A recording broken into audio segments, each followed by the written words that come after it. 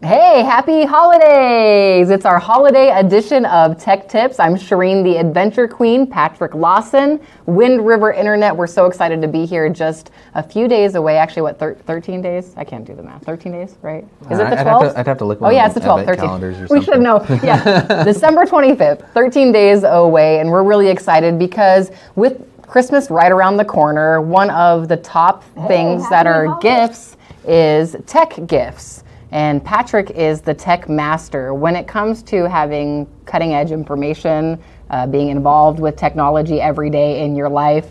You're the man to ask questions. And so we thought we'd talk to Patrick about budget gifts that are techie and cool, maybe some stocking stuffer ideas. We'll also do some grand gifts and then maybe some gifts that aren't really attainable but fun to think about. Yeah, an island or something. Yeah, or one of those cool robots you see that they say are like $500,000 out there. So, or AI intelligent type stuff, or that new, what is that new Tesla truck thing?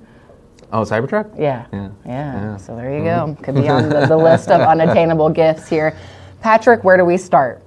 I was thinking, there's these cool little RFID wearable devices that you can get. Our friends in DuBois, they make them. They're like life keys. They're like little bracelets. They're around like $30-$40, and you can get them for your pets and stuff.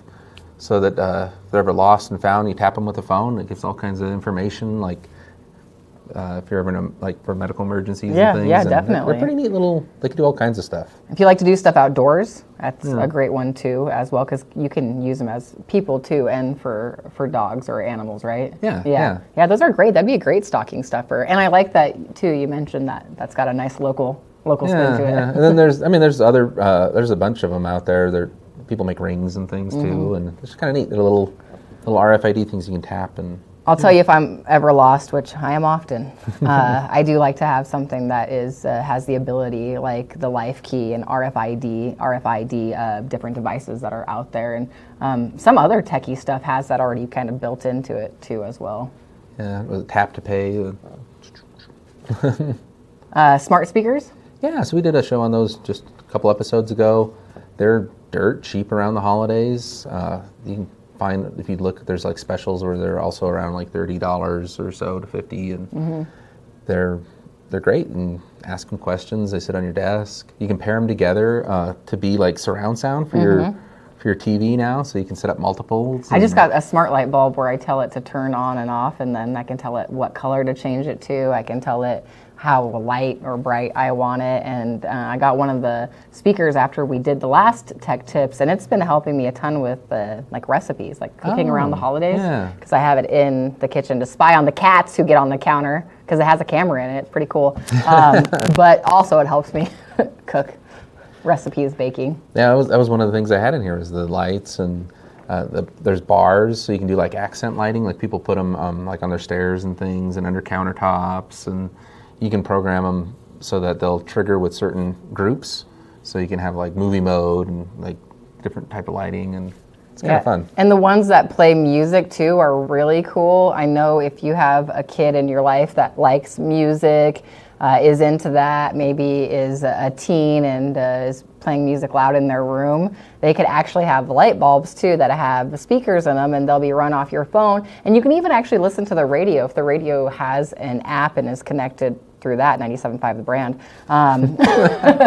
You can actually listen to, all kinds of stuff on them too. So they're advancing too, and that's kind of cool. We had one of those in outdoors, and we put it in the porch light. How did it work? It worked pretty good. Good, awesome. Yeah, it was a little bit of a dumb one. It was years ago, in actually my previous house, but it was Bluetooth. But you plug it in, then anybody could just join it and start playing music out of the light bulb. Right, randomly your neighbors. As long as the porch light was on. Right, yeah, there you go. What are some other things for budget gifts, techie-wise? Oh, I got this cool little air pump. They range depending on all kinds of things, but they're usually under $100, around $50 if they're on sale. But they're like a little lithium-ion air pump. They can keep to air up your car, keep your tires. Especially in these cold days, you lose tire pressure. You can pump them back up. That powerful to just a you just set the PSI. an air mattress battery-powered pump, right? Yeah, they got adapters, so they'll do everything, like beach balls and beach balls. What am I talking about in the wintertime? Yeah, what are you talking about? Hello, Santa hat. Inner tubes for sledding. Ooh, that sounds fun. That's But yeah, cool. you just set the PSI on it, and you get back in your car so you can stay warm while it fills up the tire, and they're pretty cool. And they also work as like batteries, so you can use them to charge your phones. That's awesome. That's the other thing, is portable phone chargers. You get these little battery banks for as little as $10 up that are, you just kind of keep charged, and if you're traveling and you're not near a charger, you can take out the pack and charge up your phone. I like that those kind of are interchangeable too with the portable battery phone chargers and the battery powered air pumps too. Just having those in your car. We talk a lot about, being outdoors. I mean, even the RFID device too, helping if you're lost somewhere. We know in Wyoming when we're driving, distances that sometimes there's a long distance where there's nobody around too. So having those in your, survival kits too, the modern survival kit. That's a great idea. The air pump. Oh yeah, speaking of surviving, all the smart fitness monitors and things. I should probably do a show on those eventually. But like everybody's going to have that New Year's resolution. Oh, I got to lose X amount of pounds or whatever. They got pretty cool smart scales and things that are. I'm afraid what they'll tell me. Affordable, but they'll do your. What do they call it where it monitors your whole self? But yeah, I don't know. They'll tell you. I know your heart rate. And blood pressure. They got ones for heart rate, blood pressure. On the scales, they'll do the total body fat, your BMI, your how much bone density you have, and how much water weight. And how does it? We won't get into that. I'm like, how does it know those things? Well, if you look at me, I'm a little different than I was a year ago. I've lost about 60 pounds. Yeah, I was gonna say you look great. Yeah, actually. But yeah, I mean, it's pretty cool to see on the chart because I've been monitoring it, and it looks. Wow. It's way different. Has having one of those devices helped you lose weight? Yeah, that's cool. what Like you can kind of track it and monitor what's going on. Yeah, that's my New Year's resolution, is to try to exercise in the morning, as it is every year, and I never quite attain that. But the smart fitness monitors, like Patrick said, are really popular, and there are a lot of deals too around the holidays. They're small, but they are also, even though they are on the list of budget gifts, some of them can get kind of pricey. So they could also be a grand gift and don't have to be considered in the stocking, but under the tree. Yeah, it depends on how fancy you want to get. Right. Like the watches. Mm-hmm, yeah. The watches get kind of pricey if they're named after a particular fruit. I like that. Let's move on to some grand gifts, because we were talking about gaming consoles, and I told Patrick, I said, I am so behind the times when it comes to gaming consoles. I still have a Super Nintendo, like a legit Super Nintendo from the 90s that I still play. And so I don't even know where to begin with the gaming consoles. I think the thing that's been in demand is a PS5. Like, you could not get one a couple of years ago, even though they made them. And they just barely started showing, like last year. But now you can actually go out and buy one if you have money, because they're not cheap. Mm-hmm. They're like between $400 and $500, I guess, depending on things. And I guess they have like a disc and a digital version Patrick was mentioning earlier. Yeah. The other big accessory now is the PSVR 2, which is arguably like one of the best VR headsets, and that connects to the PS5. And it's pretty cool, but it's also about the same cost as a PS5. So, again, grand gift. If somebody already has a PS5, maybe the PSVR 2 might be a thing they want to do. Definitely, I like that. And what is MetaQuest? MetaQuest is also arguably the best standalone VR headset, and that is it used to be called Oculus. Oh, okay. Yeah, and so it's untethered. You don't have to have a computer for it, although you can still connect it to a computer. And it also does AR, so you can put it on, but then you can see through it, and then it can have games and things happening in the real world. So AR versus VR, what's the? Yeah, so VR, like you get into a digital world, so like you're virtual world. Yeah, it has cameras in it and sensors, so it can tell like where you're standing, so you don't bump into stuff. Mm-hmm. But you can walk around your room, and you're actually seeing a digital realm all around you. Mm-hmm. You're somewhere else. Crazy, like you're the Darth Vader or whatever on a planet or something. And AR is like, well, you're in your room, but Darth Vader's standing over in the corner. Oh, okay. Yeah. Oh, okay, Yeah. okay. Yeah. Interesting. Yeah. Wow, things have sure changed in Super Mario Brothers. Yeah, augmented reality versus virtual reality. Okay, got it. I was going to ask actually what it stood for, so they're AR versus VR. And if you don't want to get into the game too much, then Steam Decks are really popular. So they're basically like little like a Game Boy. Oh, yeah. But now they can run all the games that are on Steam, which is kind of like the main store for PC games. Okay. And they're handheld, and they're basically like almost as powerful as like a PS5, but in your hand. Yeah. The next one I'm excited about because I kind of want to get into this, but then I don't know if you saw our Halloween prank gone wrong. I did. Okay, cool. I was like, Patrick would be proud of us, but Wyatt did a terrible job driving the drone. So now I'm like, I need to learn a more drone. I need to learn how to fly one for next year.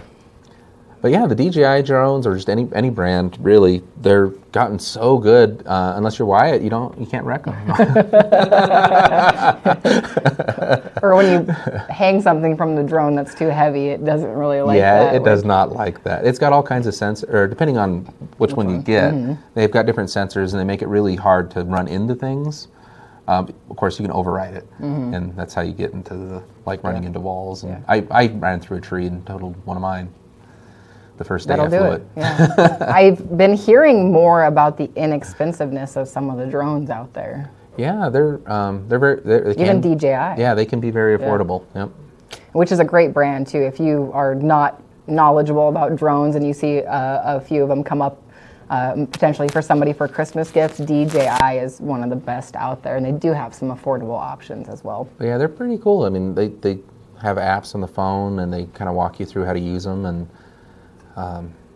fun. Fly around. They're really good for getting video of things that you'd normally, back in the day, have to rent a helicopter for. So, yeah, right. Yeah. Yep. And get into areas they could never. Yeah. Yeah, cool stuff.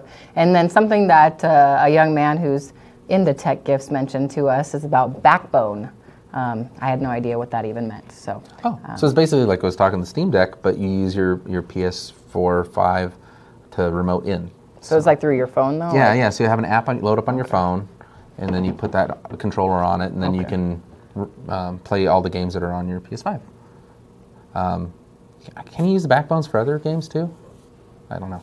I think you can, but there's like a Bluetooth controller. Okay, cool, awesome.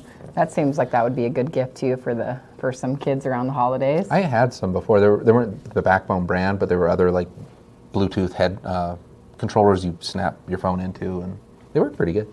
Do people even try to buy you tech gifts for Christmas? With all the stuff you have and the knowledge you have? My wife tells me I'm not allowed to buy anything for myself in November and December. It's a hard time of year. He's a hard person to shop for, I'm sure, just because he's usually got the tech gifts before we even really know much about him. So are you ready for Christmas? No. Yeah. 13 days away. Uh-oh, I got to get on it. Less than 2 weeks. The 12 days of Christmas begins tomorrow.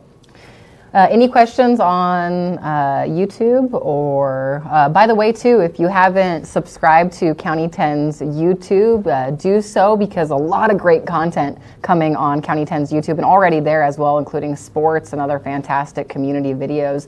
But that's where Tech Tips is, as well as Facebook. So it's an easy place to communicate and to watch a great techie tip video.